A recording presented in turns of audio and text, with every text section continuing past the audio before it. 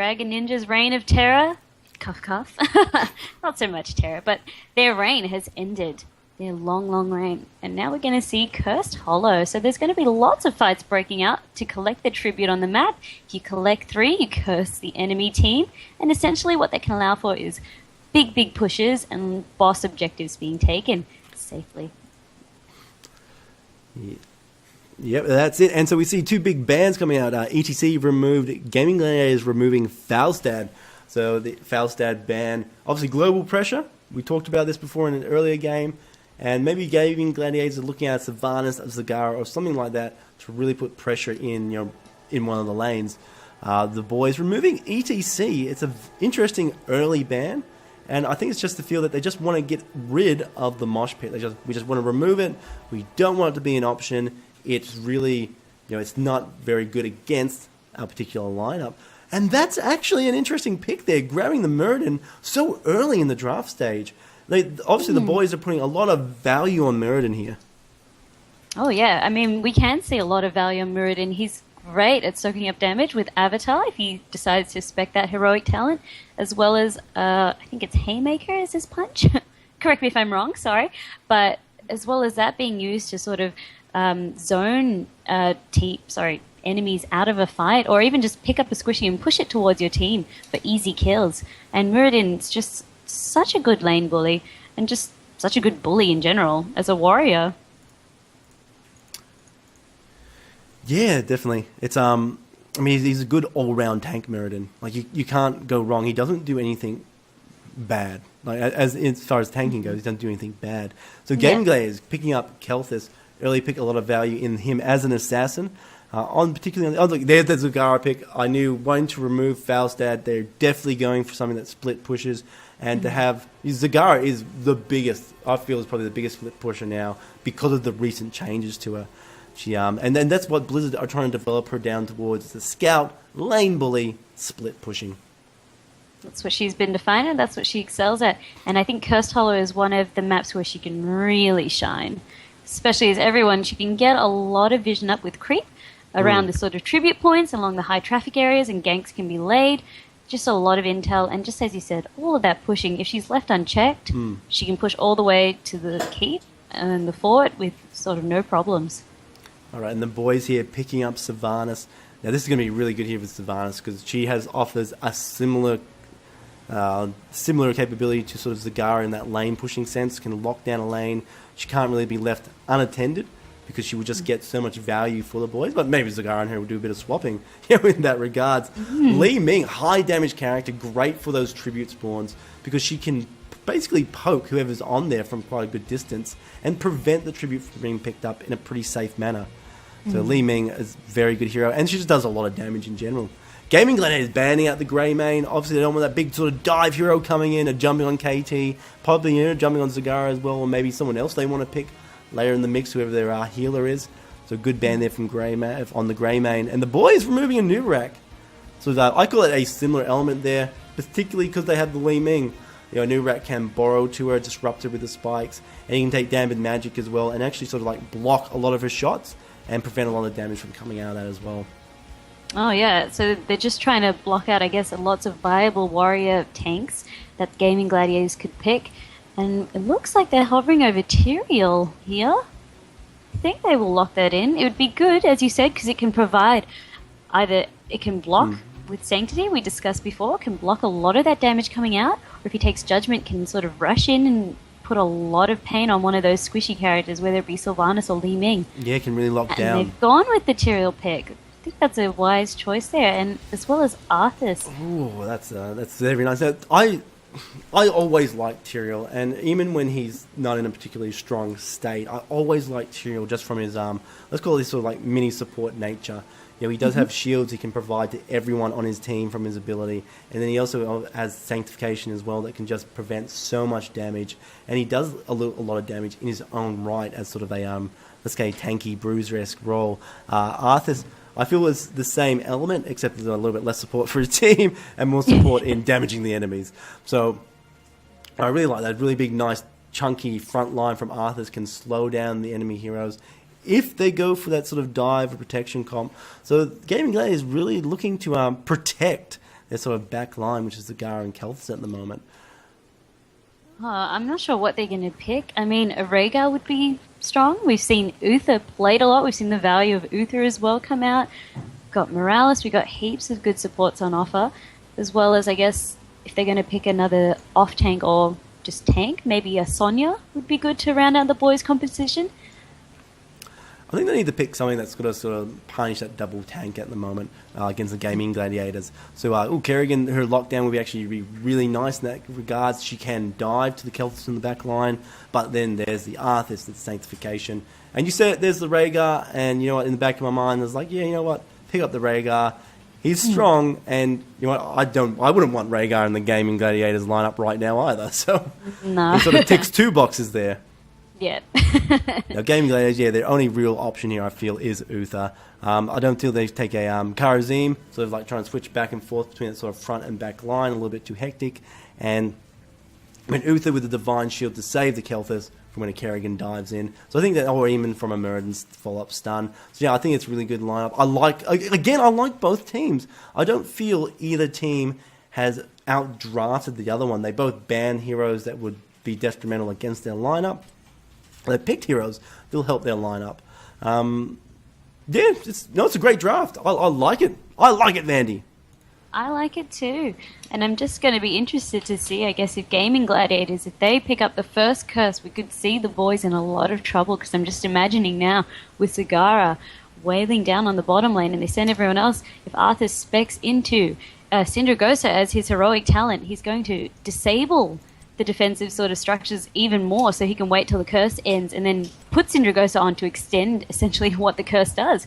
So there's so much push potential for them if they win a fight. But then on the other side, we've got the boys as well. Sylvanas, Leeming, Kerrigan. I mean, they've got damage there and lockdown.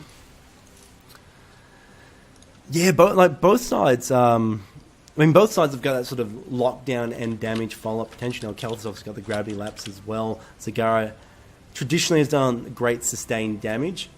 I'm not sure where she kind of stands currently, because she's been recently reworked, but I still feel she does quite good sustained damage. So, I know it's too early to call. Yeah, it's too early to call. I really like Arthas and I really like Tyrael.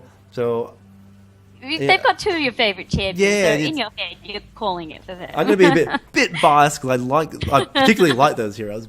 But it's just too close. It's like all games, all good games, it will come down to the skill of each team, how well they execute their strategies.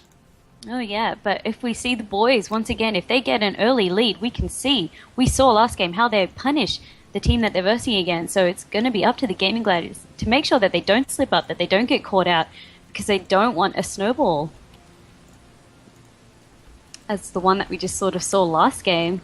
That was a 13-minute game, so it was over in an instant. Over and done, enough time. You could have had a shower, made yourself a cup of tea and a sandwich, and you would have come back and went, "Where's the game?" That's how quick it was over. It's over. Blink and it's gone.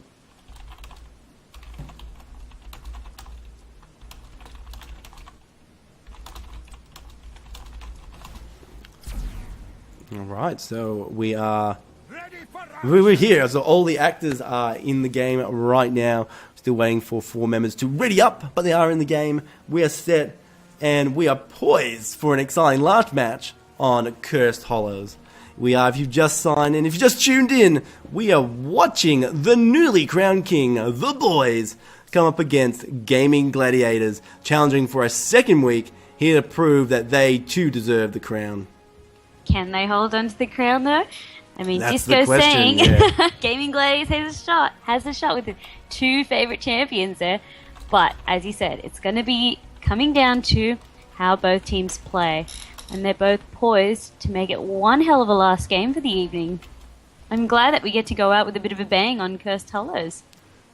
Well, it's a good map. It's another map that shows a lot of strategies and how the team plays. You've got the tribute spawn, and do you let the enemy have one and just split push? Do you fight so hard, tooth and nail for those objectives? When you're if you have 2 and they have none, again, do you let them have one and you go, do you capture the boss? When do you capture the boss? There's 2 bosses. It's a boss souffle. There's so many bosses around. Everyone can have a piece of the action. It's again, it's another great map. Very stable in the competitive scene, just like Dragonshire, but for different reasons. It's not like Dragonshire. Well, I know what you mean. There's just lots of different strategies and different routes that team can take to come to victory. And as you said, bosses all round. There's a boss for you and a boss for you, all Oprah style. That's it. Or if one team plays for you and a tribute for you. That's it. But if one team plays well, they could just have all the bosses and all the tributes. So again, and that's not. You don't want to be on the receiving end of that. Let's put it that way. No, that's too much to deal with. You don't want to get wrecked. Exactly. You want to do the wrecking. And looks like everyone's almost loaded in. All right, here we are, the final game of Night 2 at King of the Hill series. It is the boys on the left side of the field, your current kings. We have Robodover on Mirrodin, Dasperts on Rhaegar, Ninja on Leeming, Benjamin94, Hearthing back to base on Kerrigan, and Arcana on Sylvanas. And then on the red team, we have H Whiskey on Arthas, Delphia on Uther, Can't You on Kael'thas, Lapvirus on Zagara, and Zami on Tyrael. 5, 4, 3. And they are off. Look at this. Both teams poisoning themselves in the bottom lane. Now, I really like this. What we could have been seeing here is a Sylvanas push coming out of the boys. A sneaky early lane push.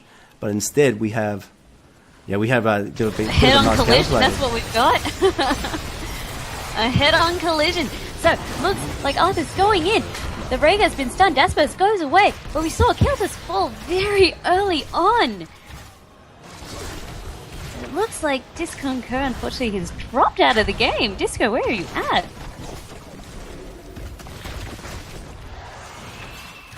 And anyway, now we see Benjamin going in with the stun. He lands it on Delphia. Zami gets away. There's not much to be going on. Black Arrow on the Sylvanas, neutralizing the turrets, and they back away. All right, sorry for that, Dandy. It's technical problems on a secondary viewing machine, so I've jumped on the main one. I'm back into it. I can see the action. Welcome back. Not a problem. Figured that happened. What did I miss? So basically, the Kael'thas was taken out early on, as well as I think another teammate. Maybe, but not too much was happening. As I said, these early kills, they're not too detrimental, but basically the teams had a head-on collision. And they're going back, they're quite bloodthirsty, both of the teams. They haven't quite settled into their lanes. Only the top lane's really settled. And that's it. And look, that's tank versus tank there. I think, again, it's a nice one. Both have a healing factor, so they can keep themselves alive. It's going to be a bit of a boring lane, that top lane here. Ninja in the mid lane here, 3 red, but look at that, he just backs away. He's just in a good position to not get caught out. Really like that from Ninja. It's good to see.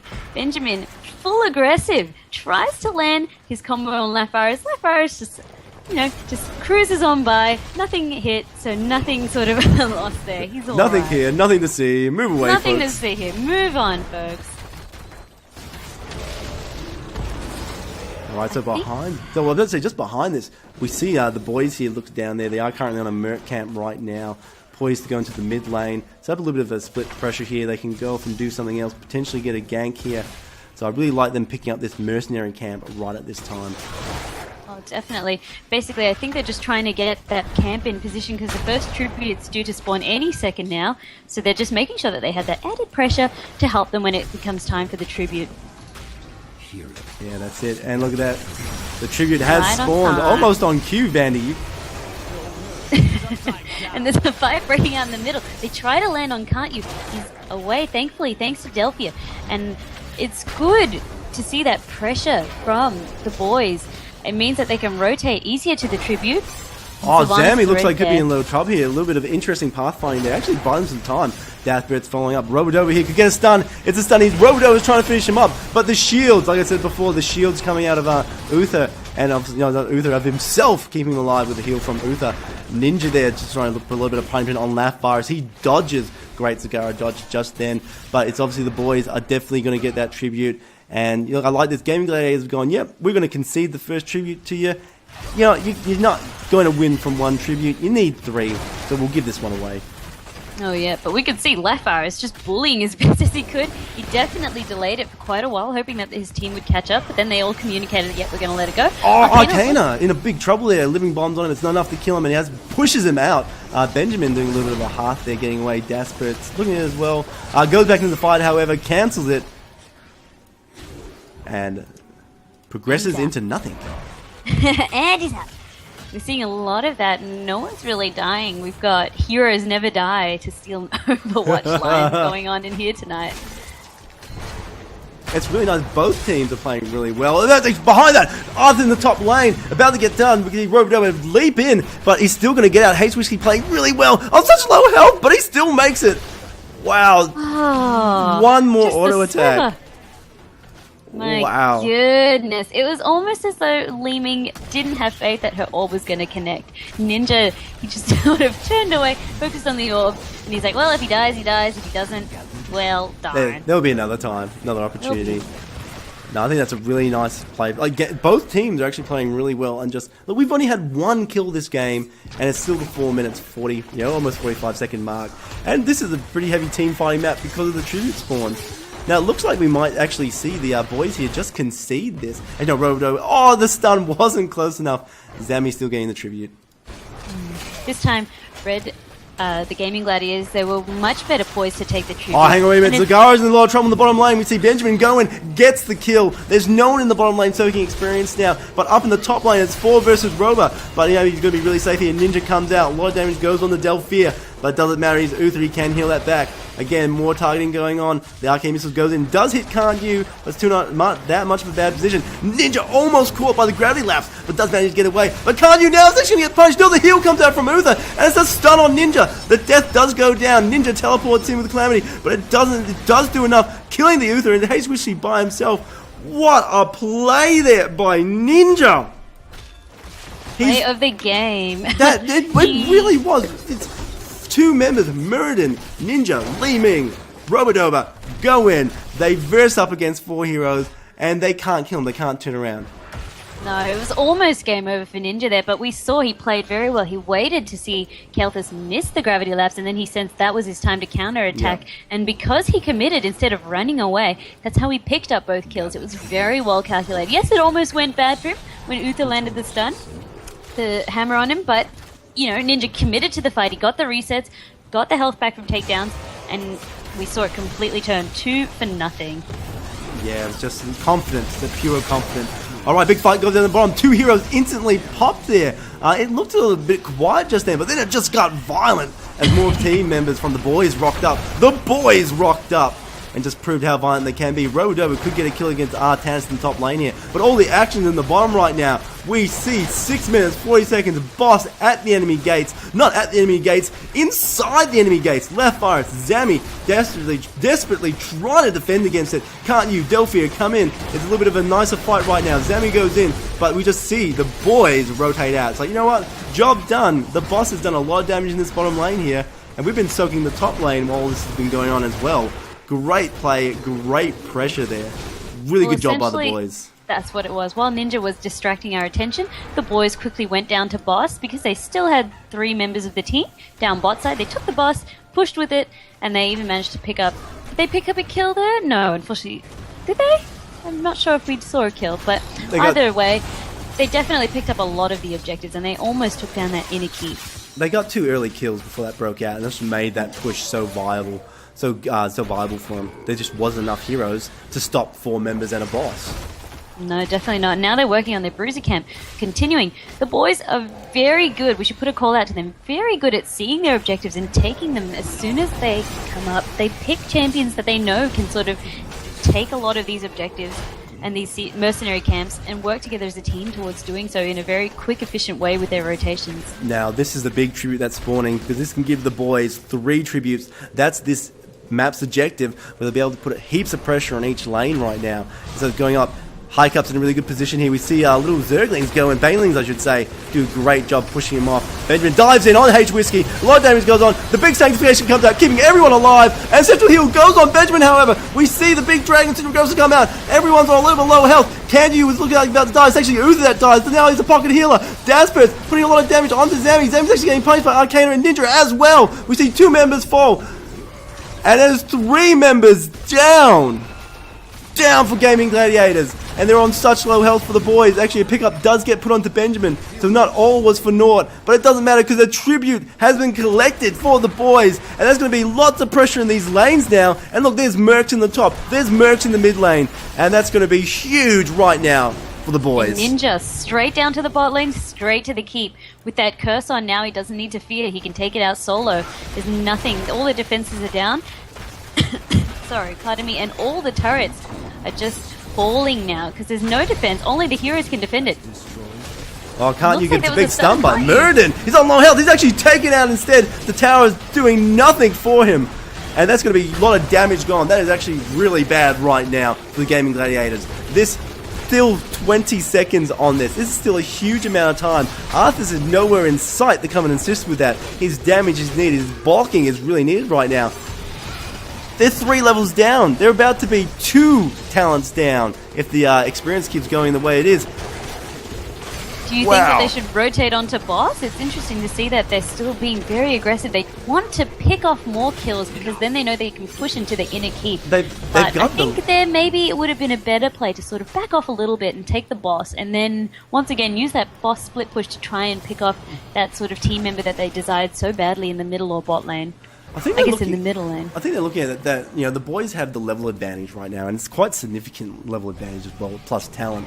So they can, like, we can just fight for days. We just sit here, collect picks. You know, if the Gaming Gladiators were a little bit silly, and if they sort of like kept feeding kills to them, their death timers would have really desynced, and you'd have this awful position where, you know, KT's got 50 seconds left, and now Zagara's got 10 seconds left before she respawns, and it just makes follow-on fighting awkward and just keeps compounding the advantage in the boys' favour. So I think definitely continuing to push the fight. They had the health. I think that was a good play.